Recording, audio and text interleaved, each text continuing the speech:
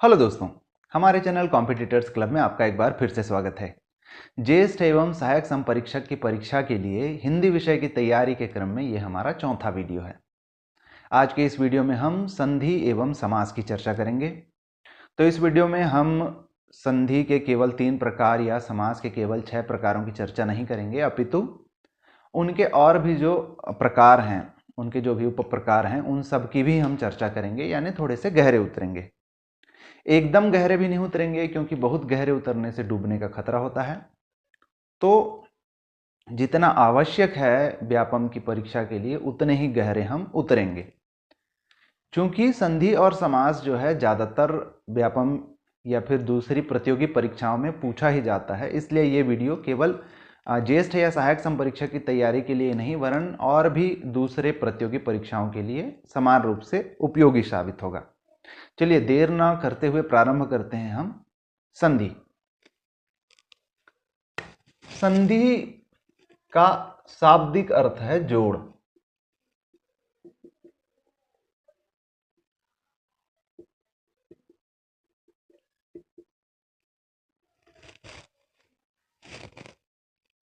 व्याकरण में जब दो या दो से अधिक वर्ण आपस में मिलते हैं, वर्णों की हम बात कर रहे हैं, वर्ण स्वर भी हो सकते हैं, व्यंजन भी हो सकते हैं। तो जब दो या दो से अधिक वर्ण आपस में मिलते हैं और इस मिलाप के फलस्वरूप, इस मेल के फलस्वरूप यदि विकार उत्पन्न होता है, तब हम कहते हैं कि वहां पर संधि है। तो संधि में हम क्या देख रहे हैं कि दो वर्ण आपस में मिलते हैं, मेल होता है और उस मेल के फलस्वरूप विकार उत्पन्न होता है।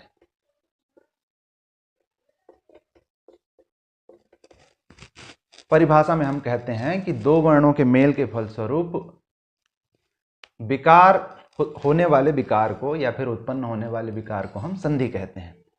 मोटा मोटी तौर पर हम जानते हैं कि संधि के 3 प्रकार हैं। सबसे पहला है स्वर संधि, दूसरा है व्यंजन संधि और तीसरा है विसर्ग संधि। जहां पर ये वर्ण मिलने वाले जो वर्ण हैं वो स्वर हों,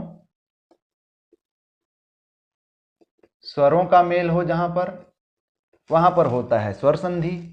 जहां पर स्वर अथवा व्यंजन से व्यंजन का मेल हो, वहां पर होता है व्यंजन संधि। और जहां पर स्वर अथवा व्यंजन से विसर्ग का मेल हो, वहां पर होता है विसर्ग संधि। तो व्यंजन संधि होने के लिए मेल में भाग लेने वाले वर्णों में से एक का व्यंजन होना जरूरी है और विसर्ग संधि होने के लिए एक का विसर्ग होना जरूरी है। दूसरा जो व्यंजन है, दूसरा जो वर्ण है वो स्वर या फिर व्यंजन हो सकता है। तो स्वर संधि में दोनों जो वर्ण होंगे वो स्वर होंगे, व्यंजन संधि में कोई एक वर्ण जो है व्यंजन होगा और विसर्ग संधि में कोई एक वर्ण जो होगा वो होगा विसर्ग होगा। तो ये 3 प्रकार। अब जैसा हम कह रहे हैं कि संधि वर्णों के मेल के फलस्वरूप विकार उत्पन्न होता है, परिवर्तन होता है। ये परिवर्तन जो है 3 प्रकार से हो सकता है। ये जो परिवर्तन या जो विकार उत्पन्न हो रहा है, संधि के फलस्वरूप जो परिवर्तन होता है वो 3 प्रकार से हो सकता है। पहला विकार, यानी उच्चारण आदि में जो है परिवर्तन आ जाए। दूसरा होता है लोप, किसी वर्ण का लोप हो जाए। और तीसरा होता है आगम, यानी किसी वर्ण का जो है आना हो जाए। व्यंजन संधि की जब हम बात करेंगे तब हम देखेंगे कि आगम किस प्रकार से होता है। लोप की अगर हम बात करें तो एक सिंपल एग्जाम से हम समझ सकते हैं इसको, एग्जाम्पल से। जैसे विद्यालय, विद्यालय का जब हम उसके शब्दों में तोड़ते हैं, या जिसको हम कहते हैं संधि को जब हम तोड़ते हैं तब हम उसको बोलते हैं विच्छेद। संधि को जब हम तोड़ते हैं तब हम उसे बोलते हैं विच्छेद, संधि विच्छेद। विच्छेद मतलब अलग करना। पृथक्करण। तो विद्यालय को जैसे हम अलग करें तो ये होगा विद्या धन आलय। 5 वर्ण है यहां पर, 1 2 3 4 5, परंतु नया शब्द बनने के बाद हम देखते हैं केवल 4 ही वर्ण रह जाते हैं विद्यालय, यानी एक वर्ण का यहां पर लोप हो गया। आगम कैसे होता है व्यंजन संधि में हम देखेंगे, विकार तो जो है उत्पन्न होता ही है। तो इस प्रकार से ये हुई संधि के बारे में बात। अब स्वर संधि के जो हैं 6 प्रकार होते हैं, माफ करिएगा, स्वर संधि के होते हैं 5 प्रकार। सबसे पहले आपको तो ये करना है कि स्वर संधि के जो 5 प्रकार हैं वो जो है आपको क्रम से याद हों। सबसे पहला जो प्रकार होता है वो होता है दीर्घ स्वर संधि। दूसरा प्रकार होता है गुण स्वर संधि। तीसरा वृद्धि स्वर संधि।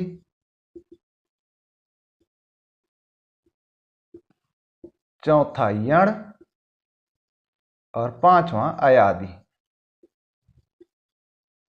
ये क्रम याद रखना महत्वपूर्ण इसलिए मैं कह रहा हूं क्योंकि स्वरों का जो मेल होता है उनका एक पैटर्न है।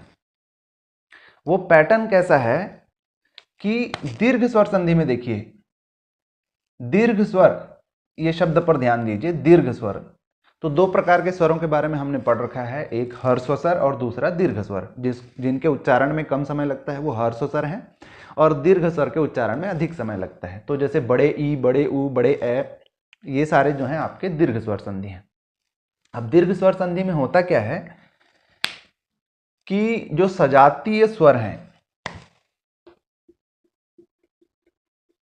सजातीय स्वर, सजातीय स्वर कहने का क्या मतलब है कि अ, आ, अम, अह, ओ, औ, ये सारे जो हैं एक प्रकार के हैं। ई और ई यानी हर्स्व ई और दीर्घ ई एक प्रकार के हैं। हर्स्व ऊ और दीर्घ ऊ एक प्रकार के हैं। ए और ए एक प्रकार का है और री जो है अलग प्रकार का है। तो इस प्रकार अगर देखा जाए तो अ वाली एक जात हो गई, ई वाली एक जात हो गई, ऊ ए वाले जात अलग अलग जात हो गए और री, इस प्रकार से 5 जो है जात वहां पर देखने को मिल रहे हैं। तो सजातीय स्वर यहां पर मिलते हैं और सजातीय स्वर मिलकर जो हैं दीर्घ हो जाते हैं। चलिए एग्जाम्पल ले लेते हैं, फिर उनका हम विच्छेद करके देखेंगे, तब हम समझेंगे। यहां पर तो जैसे विद्यालय है, जो एग्जाम्पल हमने अभी यहीं पर लिया, विद्यालय है। इसके अलावा गिरीश है, गिरीश है, आपका महिष है, भानुदय है, इसके अलावा जो है पितृण है। चलिए इनका विच्छेद करके देखते हैं, तब अपने को पता चलेगा कि ये जो है दीर्घ स्वर संधि किस प्रकार से है। तो जैसे विद्यालय की अगर हम बात करें तो विद्या धन आलय, विद्या धन आलय, ये है आपका विद्यालय। देखिए आ और आ मिल रहे हैं और बना रहे हैं आ, विद्यालय। आ और आ मिल रहे हैं, सजातीय हैं और आ बना रहे हैं। गिरीश की अगर हम बात करें तो ये होता है गिरी प्लस ईश। तो ये जो है हर्स्व ई है यानी छोटा ई है और ये है बड़ा ई, और बना क्या रहे हैं बड़ा ई। गिरीश बड़ा ई बना रहे हैं। भानुदय में अगर हम देखें तो भानु छोटा ऊ और उदय बन रहा है भानुदय। तो छोटा ऊ और छोटा ऊ यानी कि हर्स्व ऊ और हर्स्व ऊ मिलकर दीर्घ ऊ बना रहे हैं। पितृण में अगर हम देखें तो यह है आपका पितरी और ऋण, और ये बना रहे हैं पितृण, यानी री और री मिल रहे हैं और बना रहे हैं री। तो इस प्रकार से दीर्घ स्वर संधि में सजातीय स्वर आपस में मिलते हैं और उसी सजातीय स्वर का जो है दीर्घ बनाते हैं वो। तो ये ध्यान देंगे। दीर्घ स्वर आपको कहीं भी कंफ्यूजन नहीं होना चाहिए। ध्यान देंगे कि इसमें जो भी स्वर आपस में मेल करेंगे वो होंगे सजातीय स्वर। चलिए इसके अलावा बाकी स्वर में विजातीय स्वर होंगे। कैसे? अगला देखते हैं हम। तो जैसे गुण स्वर संधि है अगला हमारा। गुण स्वर संधि में अब बात होगी विजातीय स्वरों की।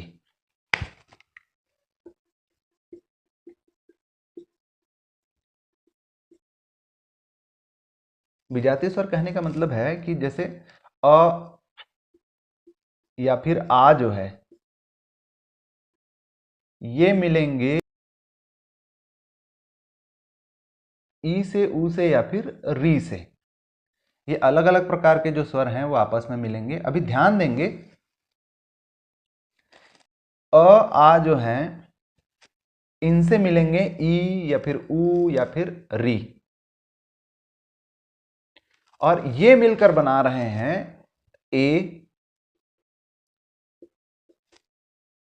ओ या अर।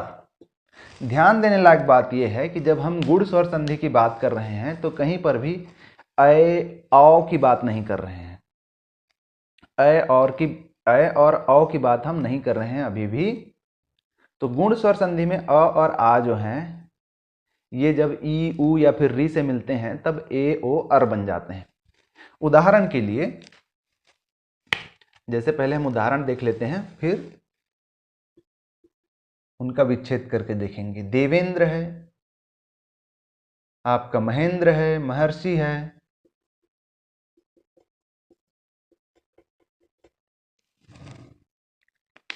तो देखिए क्या हुआ है यहां पर, देव धन इंद्र, और ये बना रहा है देवेंद्र।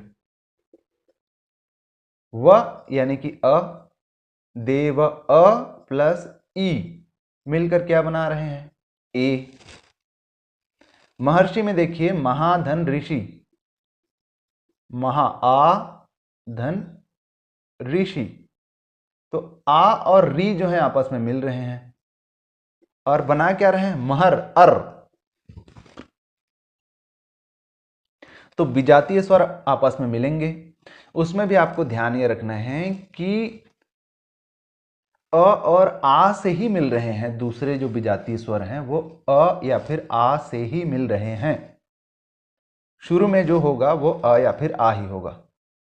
जैसे यहां पर महा में आ था, देवेंद्र में अ था, महेंद्र में भी महाधनिंद्र होगा तो आ धन ई होगा।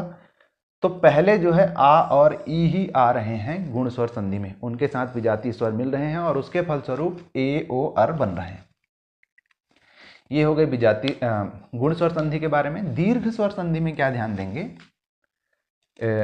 वृद्धि स्वर संधि में, कि वृद्धि स्वर संधि में भी अ और आ ही रहेंगे पहले। इसमें भी विजातीय होंगे, अ या फिर आ होंगे। पहले का जो वर्ण होगा वो अ या फिर आ ही होगा, परंतु उसके बाद जो मिलने वाला वर्ण होगा वो होगा ए या फिर ओ।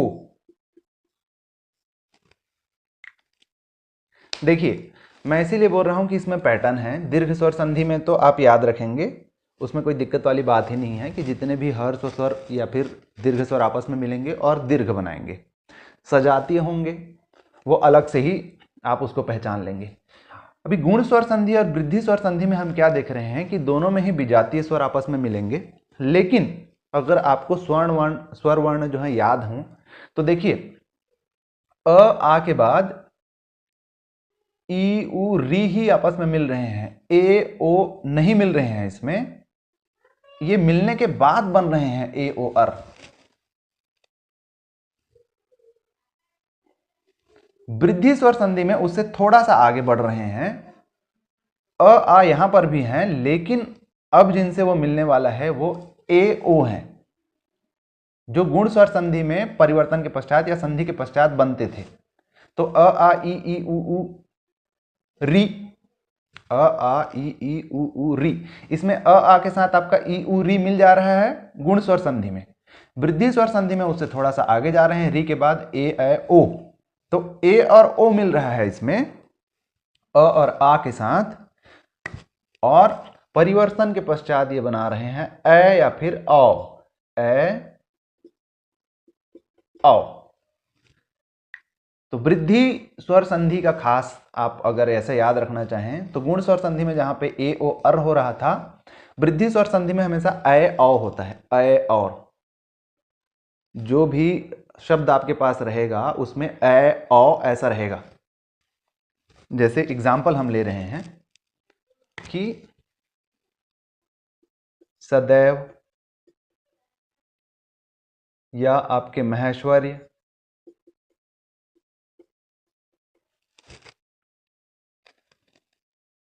विच्छेद करके देखिए, सदा आ प्लस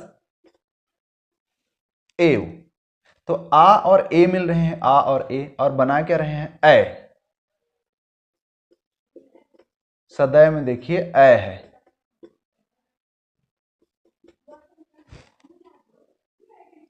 महेश्वर्य महा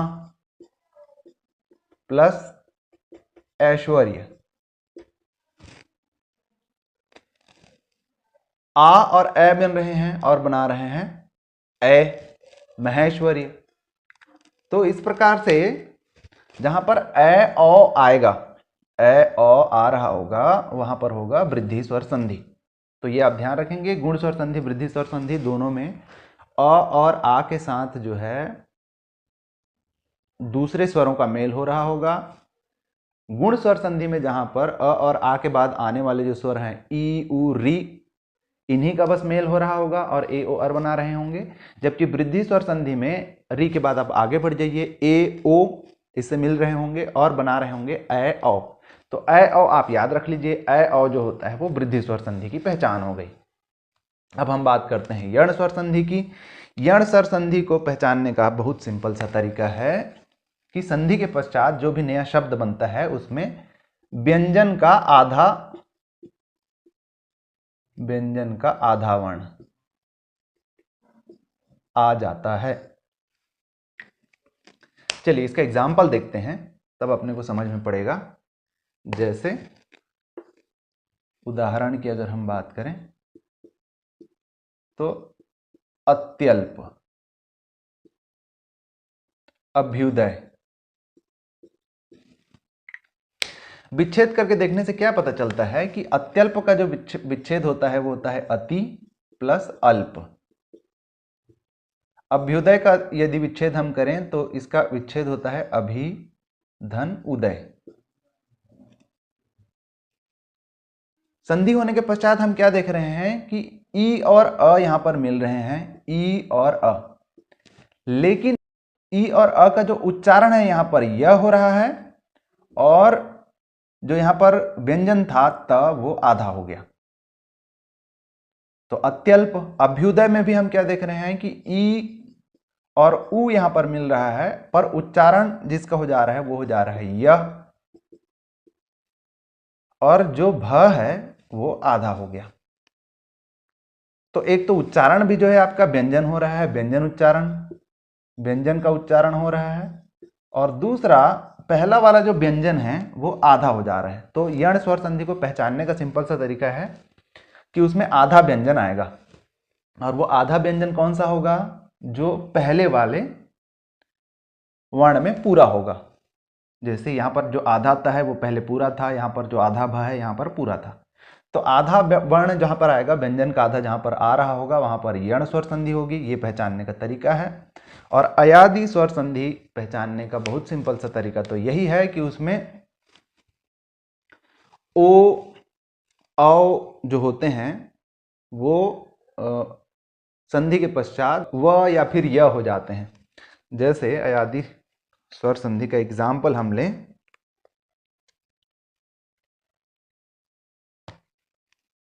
इसका एग्जाम्पल हम लें तो पवन, गायक, नायक। विच्छेद करने से क्या पता चलता है कि इसका विच्छेद है पो धन अन। तो ओ और अ का जो उच्चारण हो रहा है वो व हो जा रहा है, पो धन अन पवन। गायक में देखिए गय धन अक, गायक।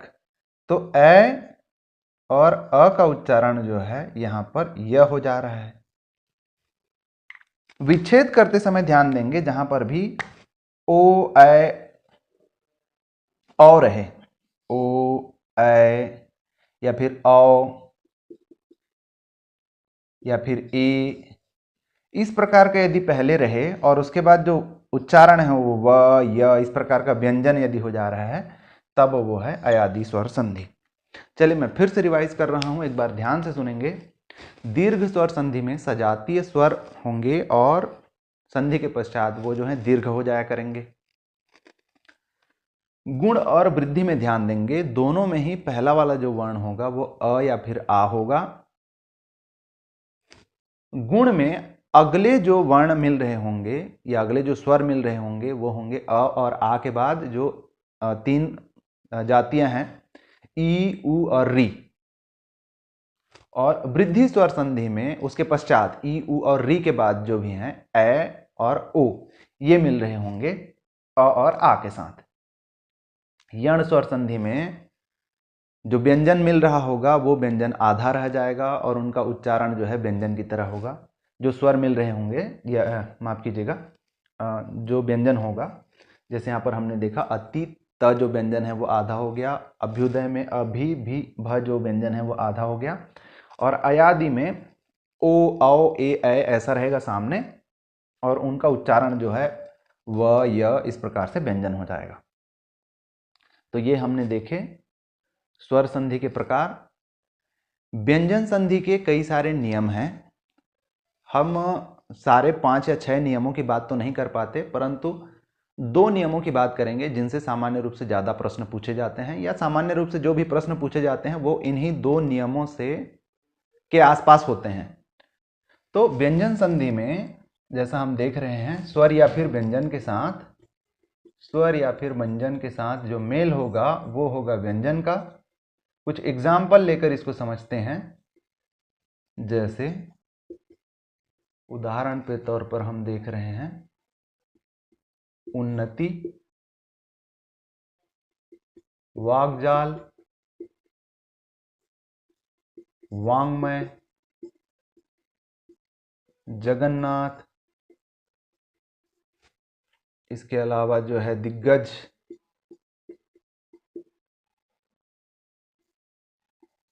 सद्भाव,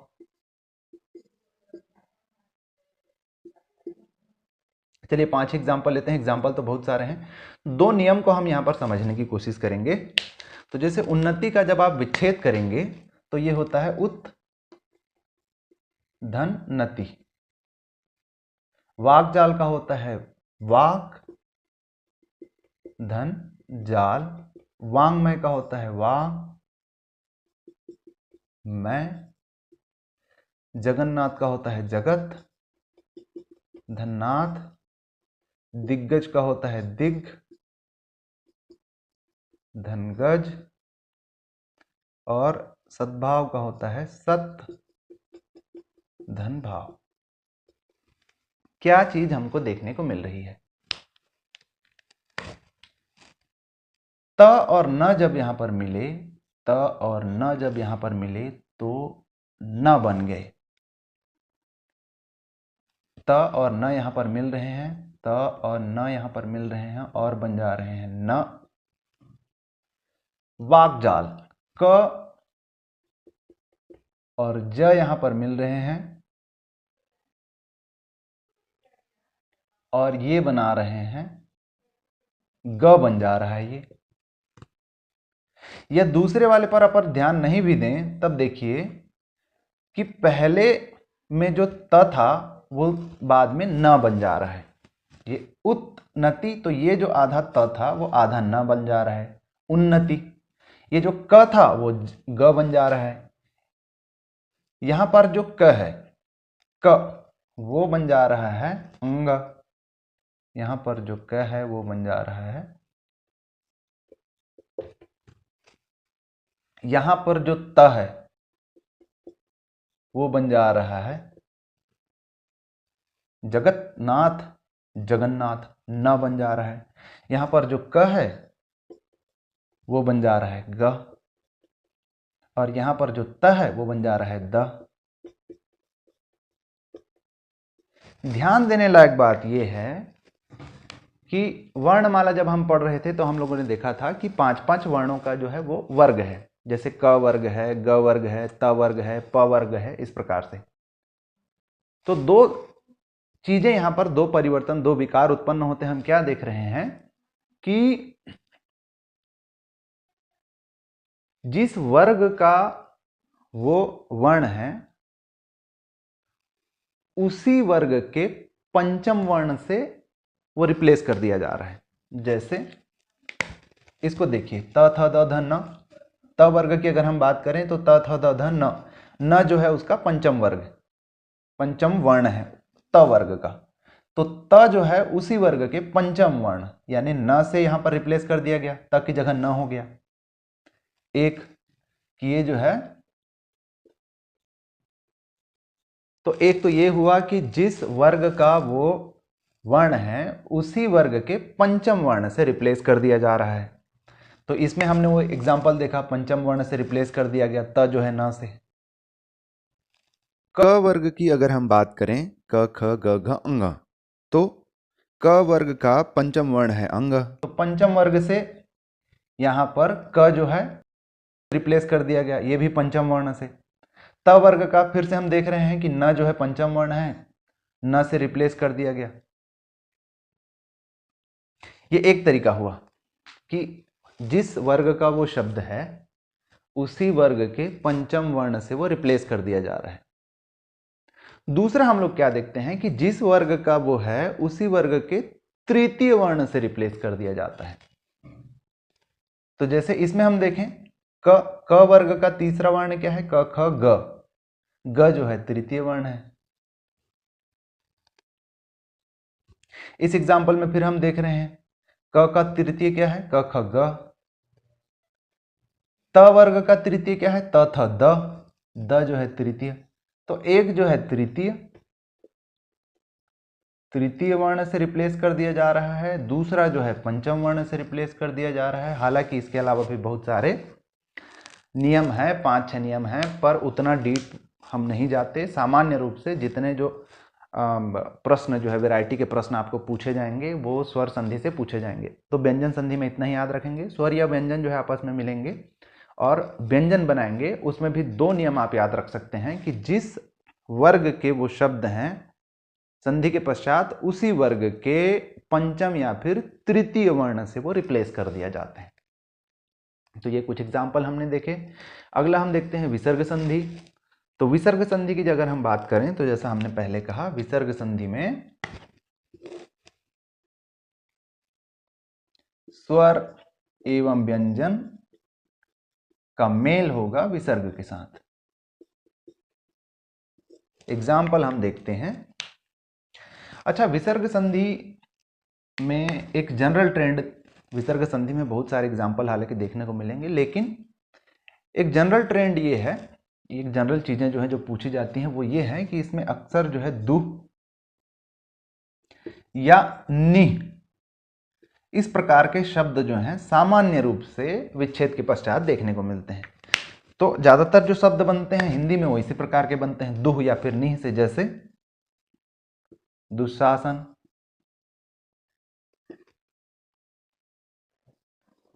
दुष्प्रचार या निष्कपट, निश्चल।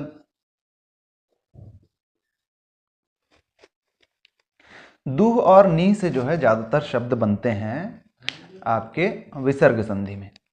इसका जब आप विच्छेद करते हैं तब क्या देखने को मिलता है कि दुशासन का जो विच्छेद है वो जाता है दुह प्लस शासन, दुष्प्रचार का हो जाता है दुह प्लस प्रचार, निष्कपट का हो जाता है नि धन कपट, निश्चल का हो जाएगा नि प्लस छल।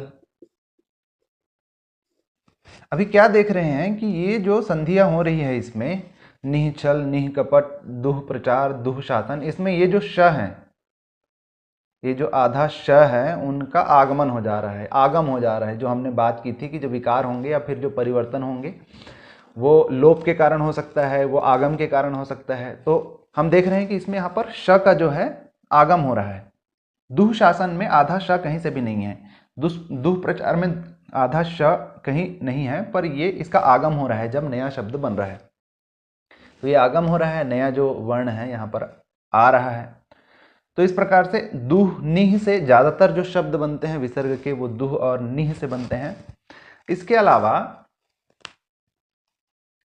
ऐसे शब्द होंगे वो जिनमें जब आप उसका विच्छेद करेंगे तो बाद का जो शब्द होगा उसका रूप परिवर्तन नहीं होता।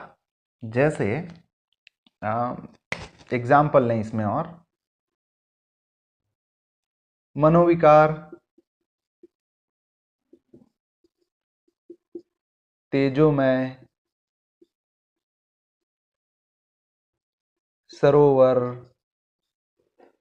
मनोहर।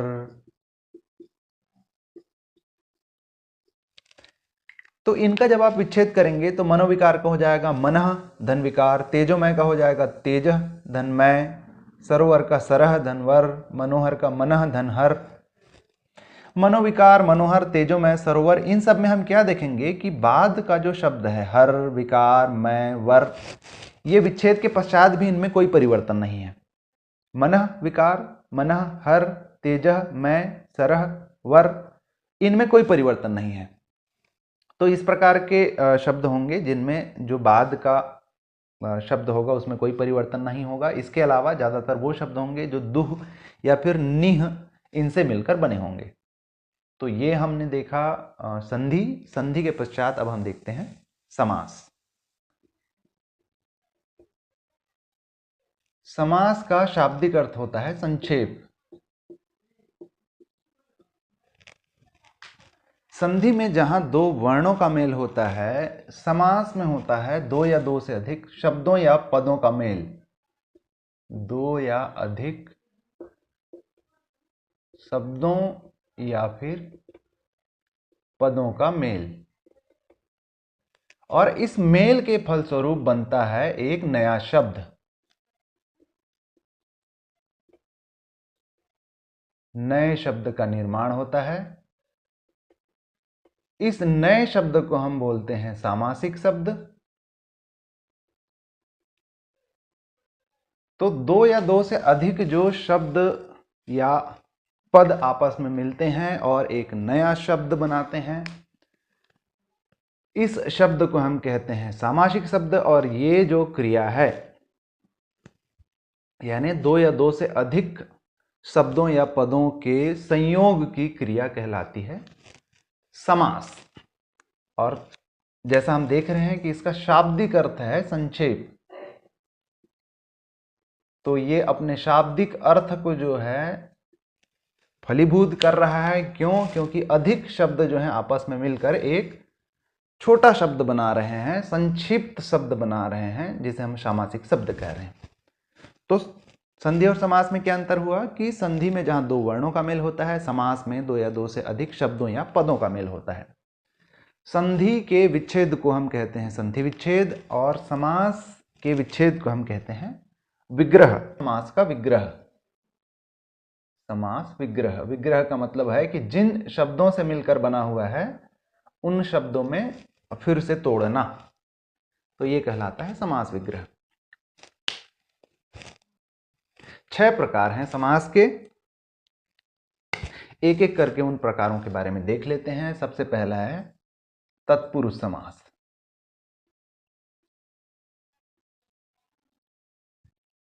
पहले 6 प्रकार देख लेते हैं, फिर उनके प्रकारों को हम देख लेंगे। सबसे पहला है तत्पुरुष, दूसरा है कर्मधारय, तीसरा है द्विगु, चौथा है द्वंद्व, पांचवा है बहुब्रीहि, और छठवां है अव्ययी भाव। ये 6 प्रकार हैं समास के। तत्पुरुष समास में क्या होता है, सामान्य रूप से जितने भी सामासिक शब्द हैं उसमें दो पद होते हैं। पहले को हम बोलते हैं पूर्व पद और दूसरे को हम बोलते हैं उत्तर पद। चलिए, सामान्य रूप से सामासिक पद में जो होते हैं दो पद होते हैं। पहले वाले को हम बोलते हैं पूर्व पद और दूसरे वाले को हम बोलते हैं उत्तर पद। उदाहरण के साथ इसको हम देख लेंगे। तत्पुरुष समास में उत्तर पद या फिर अंतिम पद जो होता है वो प्रधान होता है। उत्तर पद जो है प्रधान होता है। इसके 6 भेद हैं। 6 भेद, और उन भेदों को आप याद रखेंगे जो कारक हैं उनके आधार पर। देखिए 8 कारक होते हैं। 8 कारक होते हैं, ये आपको याद होना चाहिए। कौन कौन से? कर्ता, कर्म, करण, संप्रदान, अपादान, संबंध,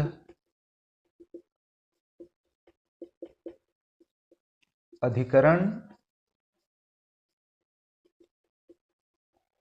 और संबोधन।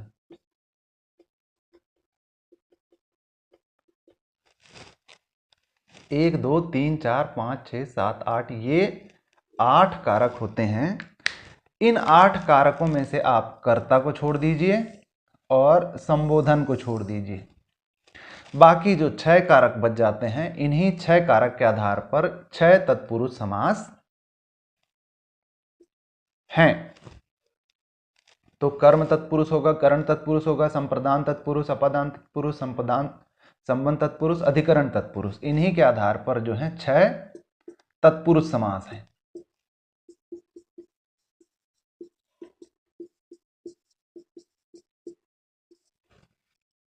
अब दिया हुआ कोई जो सामासिक शब्द है, दिया हुआ समास जो है, वो तत्पुरुष का कौन सा भेद है वो कैसे पता चले?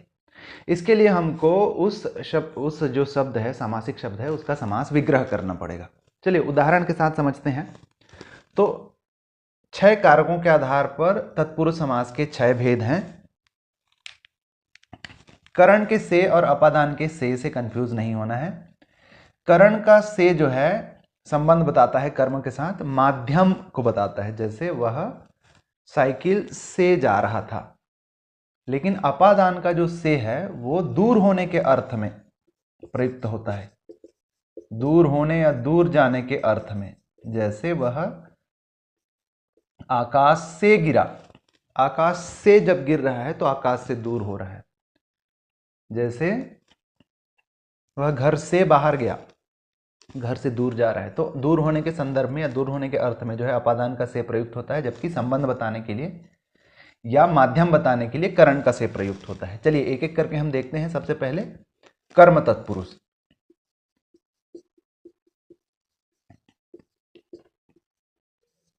कर्म तत्पुरुष, करण तत्पुरुष, संप्रदान तत्पुरुष, ऐसे 6 जो है तत्पुरुष होंगे। कर्म तत्पुरुष का अब हम उदाहरण देख रहे हैं। तो जैसे मरणासन्न है, मरणासन्न, या जैसे है आपके गृहागत। इसका जब आप विग्रह करेंगे तो हम क्या देखते हैं कि मरणासन्न का विग्रह होता है मरण को आसन्न। आसन्न मतलब नजदीक, तो मरने के जो नजदीक है, मरण को आसन्न, वो मरणासन्न है। गृहागत का क्या होगा? गृह को आगत।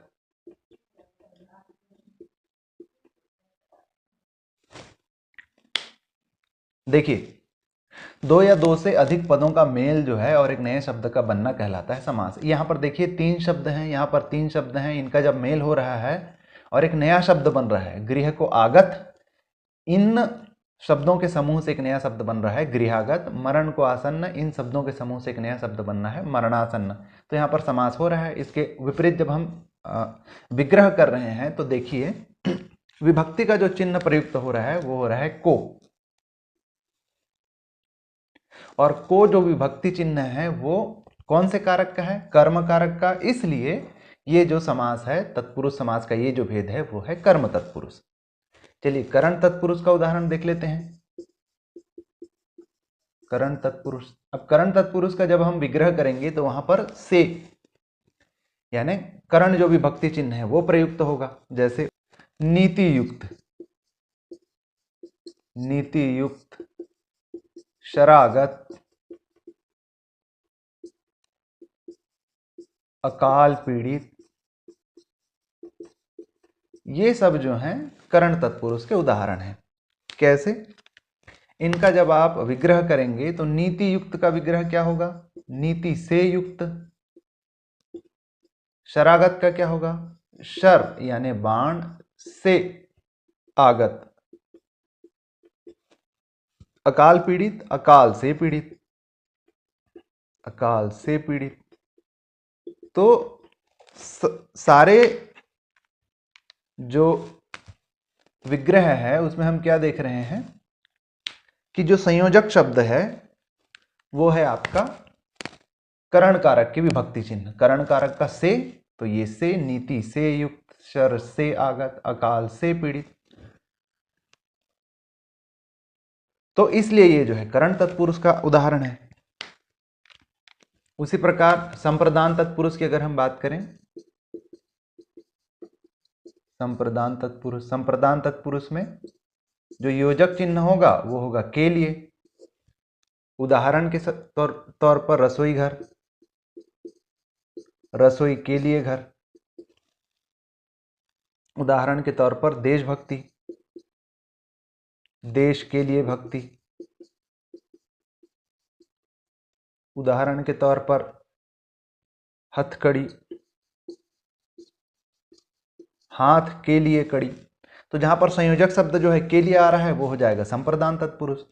उसी प्रकार से जहां पर से दूर होने के अर्थ में आएगा वहां पर होगा अपादान तत्पुरुष। उदाहरण देख लेते हैं, यहीं पे इसका उदाहरण देख लेते हैं। अपादान तत्पुरुष का उदाहरण जो है, अपादान तत्पुरुष का उदाहरण है जन्मांध, जन्म से अंधा। तो अंधा होना जो है यहां पर आंखों की ज्योति जाना यानी दूर होने के अर्थ में है। तो जन्मांध, जन्म से अंध। पदच्युत, पद से च्युत। तो पद से जाना हो रहा है यहां पर, से जाने, दूर होने के अर्थ में। देश निकाला, देश से निकाला। तो इन सारे में हम क्या देख रहे हैं कि से का जो अर्थ है वो दूर जाने के अर्थ में हो रहा है, तो वहां पर अपादान तत्पुरुष है। और संबंध तत्पुरुष में का, के, की, ये सारे संबंध जो हैं दिखेंगे। जैसे अब एग्जाम्पल यहां पर ले लेते हैं संबंध तत्पुरुष का जो एग्जाम्पल है, जैसे स्नेह, स्नेहमग्न,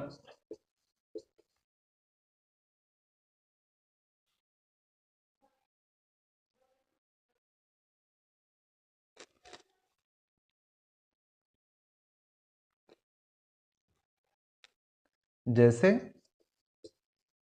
विद्याभ्यास, जैसे पराधीन, जैसे सेनापति।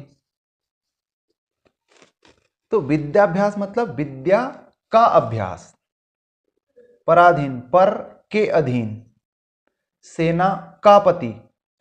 तो यहां पर जो योजक चिन्ह आ रहा है वो संबंध, संबंध जो कारक है उसका है, का, के, की। तो जहां पर इस प्रकार से का, के, की का योजक चिन्ह आएगा, योजक शब्द आएगा, वहां पर होगा संबंध तत्पुरुष। और अधिकरण में, अधिकरण तत्पुरुष में आपका जो योजक चिन्ह होगा वो में या फिर पर लगा होगा। जैसे गृह प्रवेश, गृह में प्रवेश। जैसे आप बीती, आप बीती मतलब स्वयं में बीती, खुद पर बीती, आप पर बीती। तो इस प्रकार ध्यान देंगे कि तत्पुरुष के जो भी भेद होंगे वो इस पर डिपेंड करेंगे कि योजक चिन्ह वहां पर क्या लग रहा है, कौन से कारक की विभक्ति वहां पर प्रयोग हो रही है। जिस भी कारक की विभक्ति वहां पर प्रयोग हो रही है उस प्रकार का तत्पुरुष समास है। और इसके लिए इसीलिए तत्पुरुष समाज को पूरी तरीके से जानने के लिए आपको आठों के आठों कारक पता होने चाहिए, उनमें विभक्ति चिन्ह कौन सी लगती है, उनकी विभक्ति कौन सी है, ये को, से, के लिए, ये सबको जो हम विभक्ति कहते हैं, विभक्ति चिन्ह है ये, वो कौन सी लगती है वो आपको पता होना चाहिए, फिर आप तत्पुरुष समास बना सकते हैं। तत्पुरुष समास के पश्चात हम देखते हैं कर्मधारय। कर्मधारय समास का पहचान करने का, कर्मधारय समास की पहचान करने का सबसे अच्छा आसान तरीका ये है कि जो भी सामासिक पद होंगे उनमें विशेषण विशेष्य का भाव होगा, विशेषण विशेष्य का भाव। अब ये विशेषण विशेष्य क्या है? तो विशेषण वो शब्द है जो विशेषता बताएगा, किसकी? विशेष्य की। जिसकी विशेषता बताया जा रहा है वो विशेष्य है और जो शब्द विशेषता बता रहा है वो विशेषण है। तो विशेषण विशेष्य का भाव होगा पदों में, सामासिक शब्द के जो पद होंगे उसमें विशेषण विशेष्य का भाव होगा। उदाहरण से समझेंगे, आपको अच्छे से समझ में आएगा। तो विशेषण और विशेष्य का क्रम कैसा है, उसके आधार पर कर्मधारय समास के 4 भेद हैं। सबसे पहला,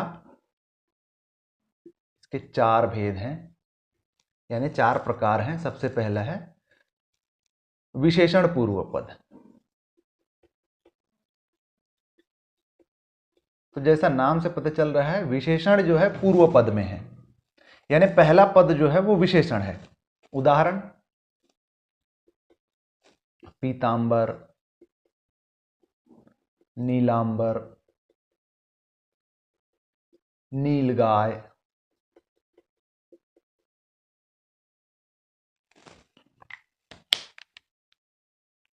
अभी देखिए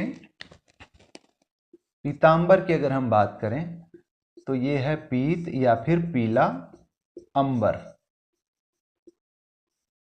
अंबर यानी कि आकाश। तो आकाश की विशेषता बता रहा है पूर्व पद पीला, तो पूर्व पद जो है विशेषण है, तो विशेषण पूर्व पद। नीलांबर में नीलांबर, नीला जो है विशेषण है। नीलगाय में नीली गाय, तो जो पहला पद है नील वो है विशेषण। तो जहां पर पूर्व पद जो है विशेषण हो वो है आपका विशेषण पूर्व पद। दूसरा, विशेष्य पूर्व पद। अब इसके ठीक उल्टा, विशेष्य पूर्व पद। अब इसमें जो पहला पद होगा वो विशेष्य होगा। विशेष्य यानी कि वो चीज जिसकी विशेषता बताई जानी है। जैसे उदाहरण के तौर पर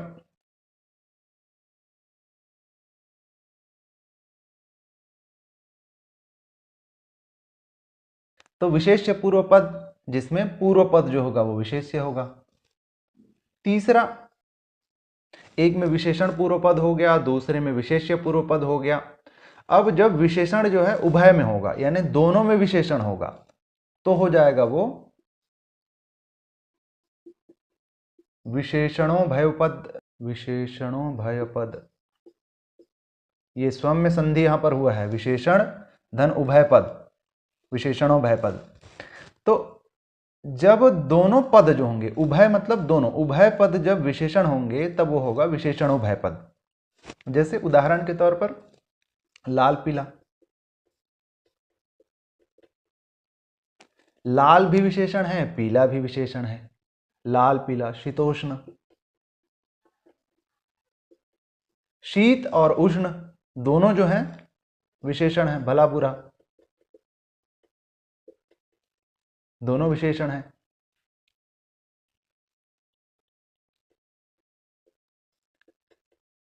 अगर भला और बुरा के बीच जो है डैश लगा हो तब फिर वो द्वंद्व समास हो जाएगा। तो भला बुरा, इसके अलावा कही अनकही।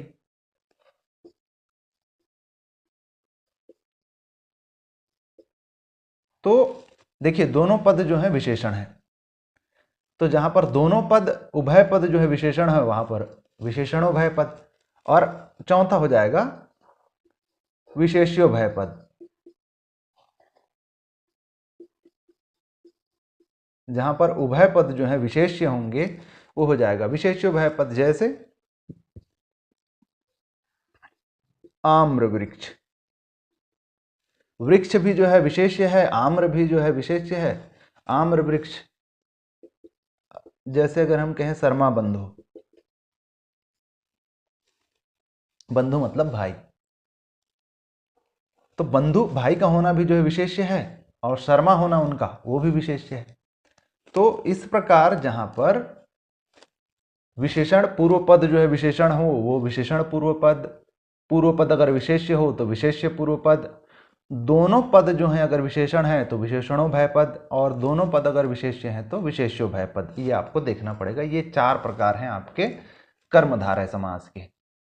तो कर्मधारय में सामान्य रूप पर पहला या फिर दूसरा जो पद होता है वो विशेष्य होता है, और पहला या फिर दूसरा ही पद जो होता है वो विशेषण होता है। तो विशेषण विशेष्य का भाव होता है यहाँ पर किसमें, कर्मधारय समास में। अगला देखिए द्विगु समास। द्विगु समास का सबसे बढ़िया, यानी इसको जानना बहुत आसान है, क्योंकि इसमें जो पूर्व पद होता है, पूर्व पद जो होता है, पूर्व पद जो होता है वो होता है संख्यावाचक।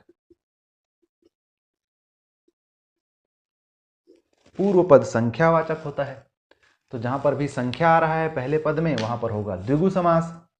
अभी इसके भी द्विगु समास के भी जो हैं 2 प्रकार हैं।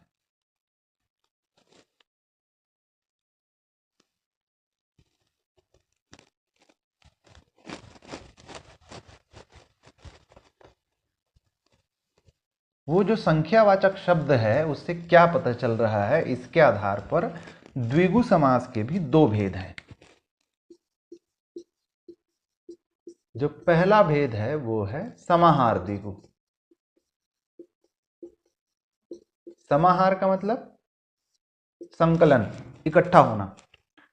तो जहां पर पूर्व पद से चीजों के इकट्ठा होने, एकत्र होने का भाव पता चले वहां पर है समाहार द्विगु। जैसे पंजाब,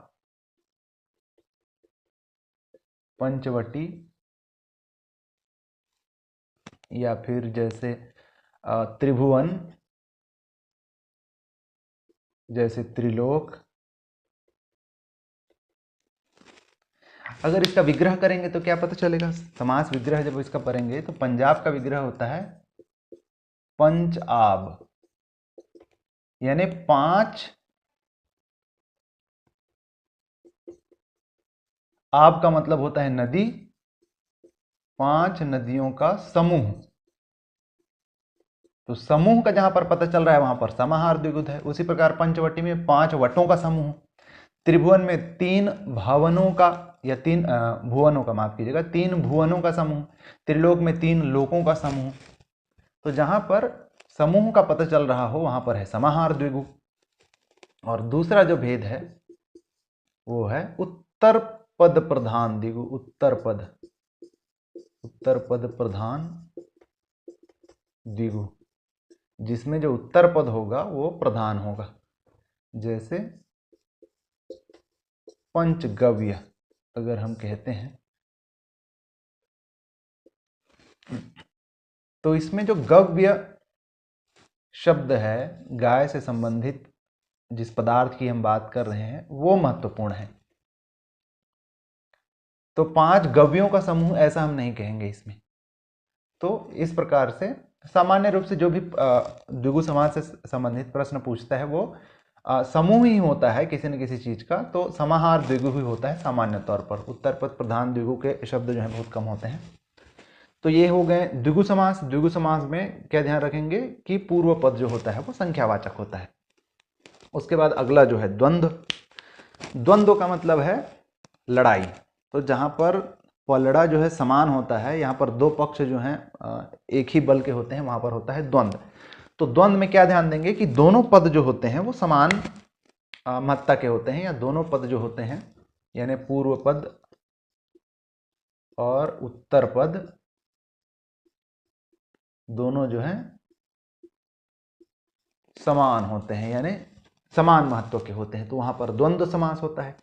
और द्वंद्व समास पहचानने का तरीका क्या है कि आप सामान्य तौर पर द्वंद्व समास को के जो पद हैं उन्हें और से अलग कर सकते हैं। सामान्य तौर पर और से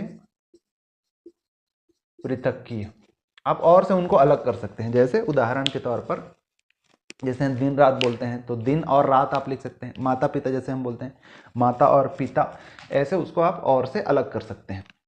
तो ये तो हो गए सामान्य तौर पर द्वंद्व समास की अगर हम बात करें। द्वंद्व समास के भी जो हैं 3 प्रकार हैं। 3 प्रकार या फिर भेद जिसे हम बोल रहे हैं, द्वंद्व समास के भी 3 भेद हैं। कौन कौन से? तो पहला जो प्रकार है वो है इतरेत्तर द्वंद्व। इतर जो शब्द होता है, इतर, उसका मतलब होता है अलावा, के अलावा। तो इतरेत्तर द्वंद्व का क्या मतलब हुआ कि दोनों जो पद होते हैं उनका दूसरे के अलावा भी अस्तित्व होता है। दो जो पद होते हैं उनमें किसी एक पद को अपने अर्थ के लिए दूसरे पद पर आश्रित होने की जरूरत नहीं है। अगर वो पद हटा भी देते हैं तब भी दूसरे का अस्तित्व होता है, तो वहां पर होता है इतरेत्तर द्वंद्व। जैसे उदाहरण के तौर पर देखिए, गाय बैल भाई बहन, गाय बैल भाई बहन, राम कृष्ण, सीताराम। एक तो सामान्य तौर पर द्वंद्व को आप ऐसे पहचानते हैं कि बीच में डैश लगा होता है, पहला। दूसरा, जब आप इनका विग्रह करें तो आप और लगा सकते हैं। गाय बैल मतलब गाय और बैल, भाई बहन मतलब भाई और बहन, राम कृष्ण मतलब राम और कृष्ण, सीताराम मतलब सीता और राम। तो अगर सीता को भी हटा देते हैं तो राम का जो है अपना अपना जो है महत्व है, अस्तित्व है। पदों का जो है अपना अपना अलग अलग अस्तित्व है। तो वहां पर इतरेत्तर द्वंद्व होता है। उसके अलावा भी, इतरेत्तर मतलब उसके अलावा, अगर उसको छोड़ भी दे जाए तो भी दूसरे पद का अपना अस्तित्व है, वहां पर है इतरेत्तर द्वंद्व। दूसरा, समाहार द्वंद्व। तो समाहार जैसा नाम से पता चल रहा है, समाहार का मतलब है इकट्ठा होना, एकत्रित होना, समूह के बारे में बताना, समाहार द्वंद्व। तो इस प्रकार के द्वंद्व में क्या होगा कि जो भी पद होंगे वो उनके जो शाब्दिक अर्थ हैं उनको ना बताकर उससे बड़े समूह के बारे में बात कर रहे होंगे। जैसे दाल रोटी हम बोल रहे हैं या दाना पानी हम बात अगर कर रहे हैं, तो दाल रोटी का विग्रह आप ऐसे नहीं कर सकते कि दाल और रोटी। जब हम वाक्य में दाल रोटी बोलते हैं तो दाल रोटी का जो अर्थ निकलता है वो पूरे कमाने खाने से हो गया, यानी भोजन की जितनी भी चीजें हैं उनसे है दाल रोटी का मतलब। उसी प्रकार जब हम दाना पानी का बोलते हैं कि दाना पानी का जुगाड़ कर रहे हैं, तो खाने पीने की जितनी भी चीजें हैं, इसका मतलब दाना और पानी नहीं होता। दाना पानी मतलब खाने पीने की जो भी चीजें हो सकती हैं, कोई भी वस्तु, वो दाना पानी के अंतर्गत आ गई। दाल रोटी का मतलब है कि अपनी आजीविका, कमाने खाने के लिए जो चीज हम कर रहे हैं उनको हम पूरे अर्थ में कहते हैं दाल रोटी। तो समाहार द्वंद्व का मतलब क्या है कि समाहार द्वंद्व जो है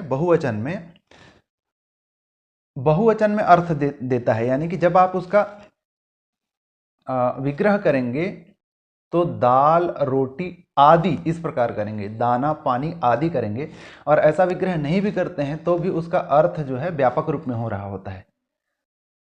उसी प्रकार जैसे सांप बिच्छू अगर हम कहें, सांप बिच्छू, तो सांप बिच्छू का मतलब जो होता है सांप और बिच्छू नहीं होता। सांप बिच्छू का मतलब है कि इस प्रकार के जितने भी जहरीले कीट मकोड़े हैं जिनसे खतरा है, जो जहरीले हैं जिनसे जान को खतरा है, तो जब हम कहते हैं सांप बिच्छू, सांप बिच्छू मतलब जो भी कीड़े मकोड़े, सांप बिच्छू आदि हैं, उन सबको हम एक साथ कह देते हैं सांप बिच्छू। तो इनका जो है बड़े अर्थ में, समूह के अर्थ में जो है इनका अर्थ है। तो यहां पर होता है समाहार द्वंद्व इस प्रकार। और तीसरा एक द्वंद्व है वैकल्पिक द्वंद्व, या इसी को हम कहते हैं वैकल्पिक द्वंद्व को ही एक शेष द्वंद्व। वैकल्पिक द्वंद्व में सामान्य तौर पर जो दोनों पद होते हैं वो एक दूसरे के विरोधी होते हैं। इनका जब आप विग्रह करते हैं तो और की बजाय आप या ले सकते हैं, जैसे अच्छा बुरा,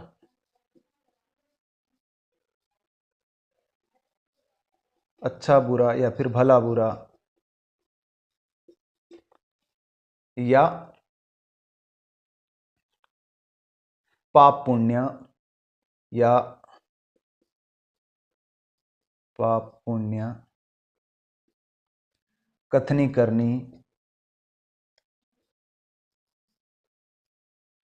तो आप इनका जब विग्रह करेंगे तो आप इनमें से किसी को एक को भी आप विकल्प के रूप में ले सकते हैं। अच्छा या बुरा, भला या बुरा, पाप या फिर पुण्य।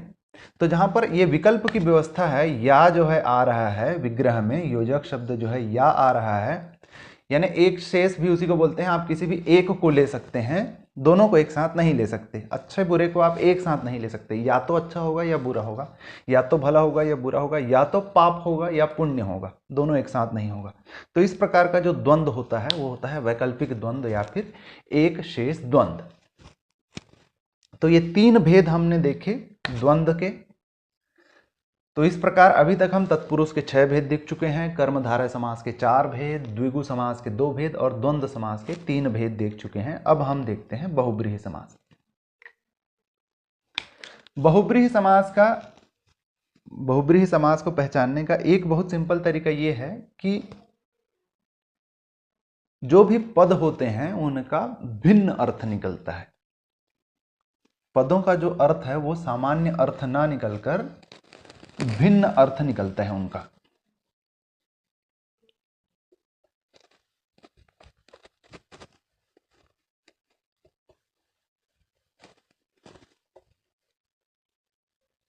जैसे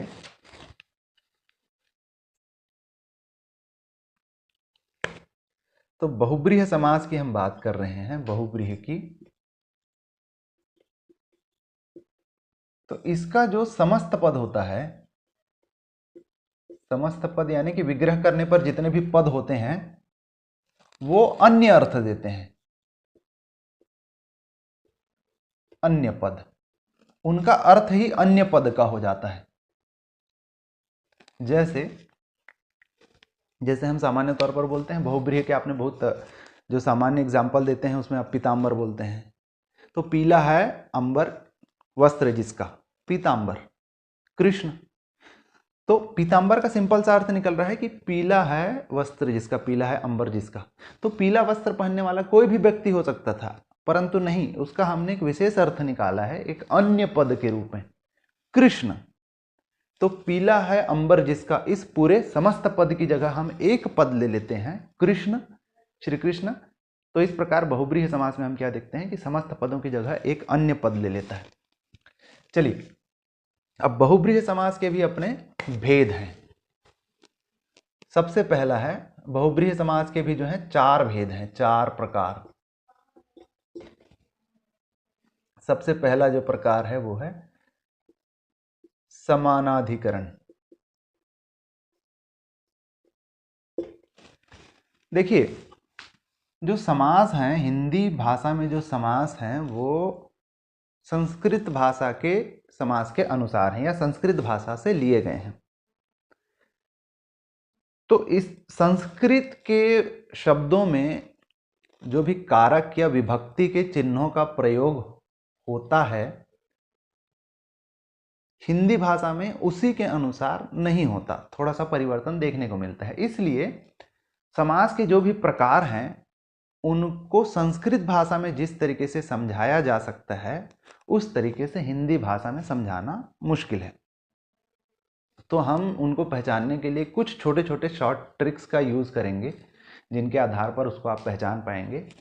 तो अभी हम यहाँ पर अगर इसके शाब्दिक अर्थ में जाएं कि समान अधिकरण जो अभिव्यक्ति होगी, अधिकरण जो कारक होगा उसके अनुसार कुछ हम समझाने की कोशिश करें तो वैसा समझाना मुश्किल होगा। हम दूसरे तरीके से इसको समझने की कोशिश करते हैं। तो समानाधिकरण जो बहुब्रीहि समास है उसमें क्या होता है कि सभी जो पद होते हैं सभी जो पद होते हैं वो 6 विभक्ति रूपों में होते हैं, विभक्ति रूपों में। यानी इसका क्या मतलब है, जो विभक्ति रूप हमने देखे थे, कारक के जो भी 6 जो कारक हैं उसमें आप कर्ता और संबोधन को छोड़ दीजिए, तो 6 जो कारक हैं जो हमने तत्पुरुष समास में भी देखे थे, उनकी विभक्ति रूपों का यहां पर प्रयोग होता है किसमें, समस्त पद में। उदाहरण के तौर पर देखते हैं, जैसे नीलकंठ, एग्जाम्पल है नीलकंठ, या जैसे निर्धन। बहुत ज्यादा एग्जाम्पल नहीं लेंगे।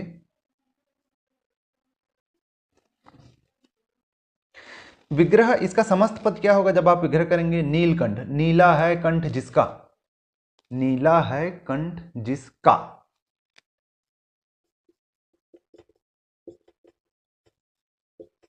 कंठ जिसका, का आ गया, यानी कि संबंध विभक्ति रूप है, यहां पर संबंध कारक है। निर्धन, धन से निर्गत या धन से हीन, से यहां पर जो है विभक्ति चिन्ह आ रहा है, विभक्ति रूप आ रहा है, यानी करण कारक है। यहां पर माफ करिएगा, से मतलब दूर जाना, तो अपादान यहां पर विभक्ति रूप है। तो इस प्रकार 6 प्रकार के जो विभक्ति रूपों में हमको देखने को मिलता है, वो सारे के सारे जो हैं समान अधिकरण है। अब इसको थोड़ा सा स्पेसिफिक करेंगे थोड़ी देर बाद, जब हम दूसरा प्रकार देखेंगे। दूसरा हम देख रहे हैं व्यधिकरण बहुव्रीहि।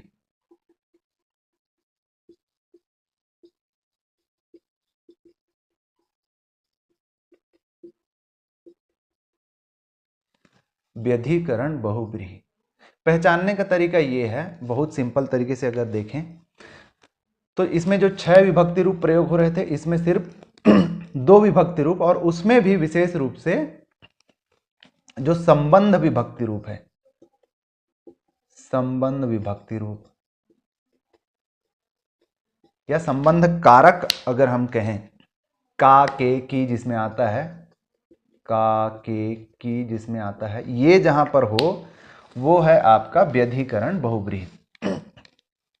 सामान्य तौर पर जो भी विशेष अर्थ देने वाले शब्द हैं, जैसे नीलकंठ का विशेष अर्थ होगा या जो अन्य पद होगा वो भगवान शिव या शंकर। तो इस प्रकार के जितने भी का के की वाले आते हैं वो सामान्य रूप से व्यधिकरण बहुव्रीहि होते हैं। तो जितने भी आपके एग्जाम्पल हैं, टिपिकल एग्जाम्पल जितने भी हैं, जैसे पीतांबर या नीलकंठ को भी आप लें तो इसी में ले सकते हैं, जैसे वीणापाणी, चक्रपाणी, वीणापाणी, चक्रपाणी, दशानन, पंचानन, चतुरानन, ये जितने शब्द हैं जिनका कोई विशेष अर्थ देखने को मिलता है, वो सब के सब होते हैं एक्चुअल में व्यधिकरण बहुव्रीहि। चलिए इनका विग्रह करके देखें तो क्या होगा। पीतांबर, पीला है अंबर जिसका, अंत में आ रहा है का, संबंध विभक्ति रूप है। वीणापाणी, पाणी का अर्थ होता है हाथ, कर, वीणा है जिसके हाथ में। तो सामान्य तौर पे 2 है, संबंध विभक्ति रूप होता है। इसके अलावा जो है अधिकरण, 2 चीजें जो हैं, संबंध और अधिकरण, 2 जो विभक्ति रूप प्रयोग होता है जिसमें, वो है व्यधिकरण। तो वीणा है जिसके पाणी में आ गया, अधिकरण है। चक्रपाणी, चक्र है जिसके पाणी में, हाथ में, तो वीणापाणी हो गया सरस्वती के लिए अन्य पद, चक्रपाणी हो गया भगवान विष्णु के लिए अन्य पद। दशानन, 10 हैं आनंद जिसके, के फिर से आ गया आपका संबंध विभक्ति रूप, इसका विशेष अर्थ निकल गया, अन्य पद निकल गया रावण। पंचानन, पंच है आनंद जिसके, फिर से के संबंध विभक्ति रूप पंचानन भगवान शंकर, चतुरानन 4 हैं आनंद जिसके भगवान ब्रह्मा। तो संबंध और अधिकरण वाले जितने आ रहे हैं उसको तो आप व्यधिकरण में ही रखिए। शेष जो विभक्ति रूप बच जाता है यानी आपके कर्म, करण और आपका संप्रदान, अपादान आदि जो हैं उनको आप रखिए समान अधिकरण में। ध्यान देंगे, मैं फिर से बोल रहा हूं, 6 विभक्ति रूप जो है उनमें से 4 विभक्ति रूप को आप समान अधिकरण में रखिए। जो संबंध और अधिकरण विभक्ति रूप है उसको आप रखिए व्यधिकरण में। तीसरा जो प्रकार है वो है तुल्य योग या फिर तुल्य योग या फिर इसी को हम कहते हैं तुल्य योग या फिर इसी को हम कहते हैं सहबहुव्रीहि। सहबहुव्रीहि तो जहां पर सह या फिर स का भाव आता है, सह या स का भाव आता है साथ होने का, वहां पर होता है आपका तुल्य योग या फिर सहबहुव्रीहि। जैसे सपरिवार, सबल, सशक्त,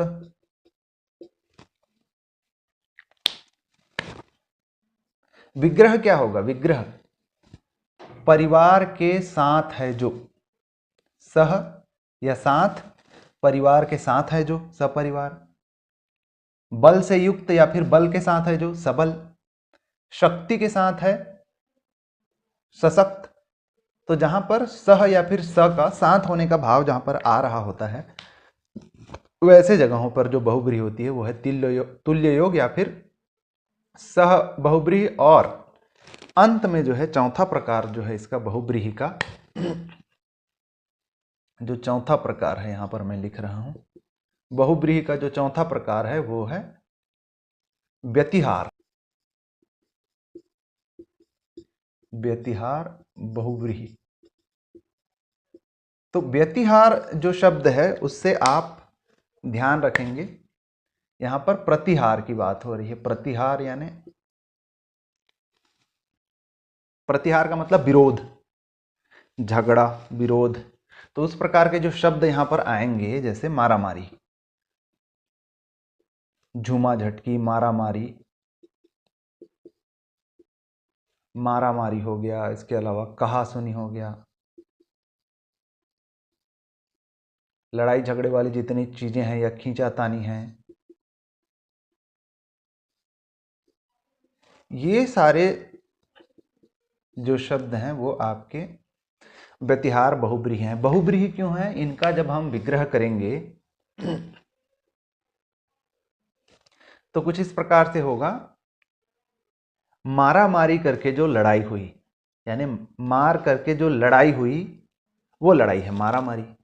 कहा सुनी, कहने और सुनने से जो लड़ाई हुई, कहा सुनी।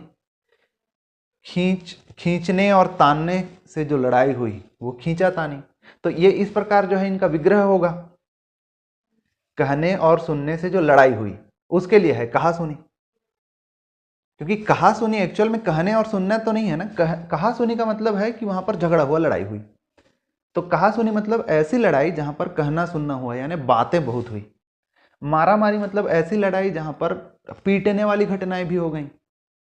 तो ऐसी लड़ाई जहां पर मारा मारी हुई। तो इस प्रकार जो विग्रह हम देख रहे हैं उसमें जहां पर प्रतिहार जैसी चीजें हो रही हैं, लड़ाई वड़ाई वाली जो चीजें हो रही हैं, उनके लिए जो बहुव्रीहि है वो है व्यतिहार बहुव्रीहि। तो 4 प्रकार के हमने बहुव्रीहि देखे। समान अधिकरण में क्या होगा? 4 प्रकार के जो भी कारक या विभक्ति रूप हैं उनमें संबंध और अधिकरण को छोड़ दीजिए, वो जहां पर आ रहे हैं वहां पर है समान अधिकरण। उस हिसाब से अगर हम देखें तो नीलकंठ जो है वो समानाधिकरण में नहीं आएगा, नीलकंठ को हम लेंगे व्यधिकरण में। बाकी सारे जो चीजें हैं वो आ जाएंगे आपके समान अधिकरण में। व्यधिकरण में सिर्फ 2 ही प्रकार के विभक्ति चिन्ह वाले आएंगे, एक तो जो है संबंध यानी जिनके विग्रह में आपको का के की देखने को मिलेगा, और दूसरा अधिकरण जिसमें में पर देखने को मिलेगा। तुल्य योग या सह बहुब्रीहि में क्या होगा, सह या फिर साथ होने जैसा भाव आपको दिख रहा होगा, जैसे सह परिवार सबल के साथ, जहां पर आपको विग्रह में देखने को मिलेगा, और व्यतिहार में आपको प्रतिहार लड़ाई झगड़े वाली चीजें जो है देखने को मिलेगी। तो इस प्रकार से हमने देखे बहुब्रीहि। अब उसके बाद हम आ जाते हैं हमारे अंतिम समास पर, छठवें समास पर, अव्ययी भाव।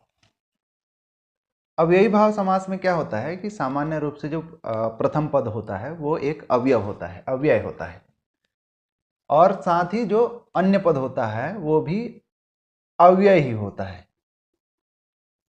अव्यय, अव्यय मतलब क्या होता है, अव्यय मतलब शब्द का ऐसा रूप, ऐसा रूप जिसके वचन, लिंग आदि में जो है परिवर्तन नहीं होता, उसका रूप जो है परिवर्तित नहीं होता, ऐसे रूप का हम कहते हैं अव्यय। अव्यय उदाहरण के तौर पर जैसे हम बोल रहे हैं यथाशक्ति, यथाशक्ति, यथारूप, आजन्म या आमरण।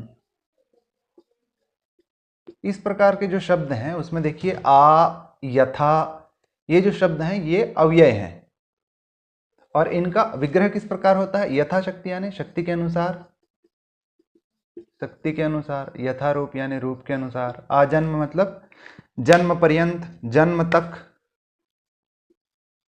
जन्म तक, आमरण मतलब मरण तक, मृत्यु तक।